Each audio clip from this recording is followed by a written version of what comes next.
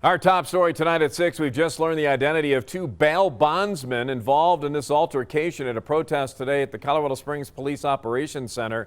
They're identified as 33-year-old Dustin Brooks and 33-year-old Justin Brooks. Both men now facing a charge of disorderly conduct. Good evening, everyone. A group gathered today at the Springs Operations Center to protest an officer-involved shooting that happened Saturday night that left a man dead. Investigative reporter Patrick Nelson live at the POC. And Patrick, you're learning more about that man who was killed.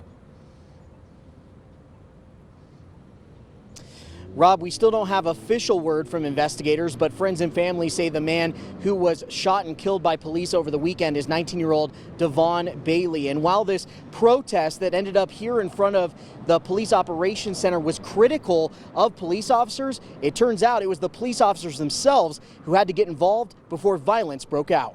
Black Lives Matter! It started out as a passionate protest at City Hall. No justice? No peace! No justice? No peace! People demanding change in the wake of an officer-involved shooting that claimed the life of a Southeast Colorado Springs teen. With all due respect, peace and being positive and having unity is what's going to make changes. We've got to make change for all. The protesters then made their way down to the Police Operations Center, and police leaders tell us although the protest is critical of them, they are there to protect protesters too. We want people to be happy with the police department, but we also understand that people are expressing their First Amendment right. There's a certain amount of pride in that as well, that they feel comfortable and safe to be able to express their First Amendment right. And it turns out police would have to soon step in when two men on motorcycles pulled up. This viewer video shows things started to get out of hand. Investigators say the men on motorcycles are bail bondsmen and pulled guns during an argument with protesters. Because I know there's some concern because they actually have bail bondsman badges that were visible, and so people were not certain what that was not law enforcement, those were bail bondsmen who came up and then addressed the crowd.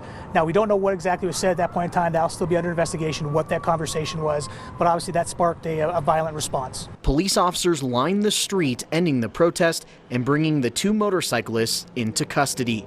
Nobody was hurt in the incident. And the El Paso County Sheriff's Office is now heading the investigation into the officer-involved shooting. Here's what we know at this point from investigators. They tell me today that they do in fact have a suspect weapon in their custody. That's part of the investigation. We also learned that they do in fact have body-worn camera video from the officers involved, but they tell me that we should not expect that video to be released anytime soon. In fact, they say if it is released at all, it will be toward the end of this investigation. But this is one that we will continue to follow up and bring you updates as we learn them. Reporting live in downtown Colorado Springs outside the Police Operations Center, Patrick Nelson, News 5.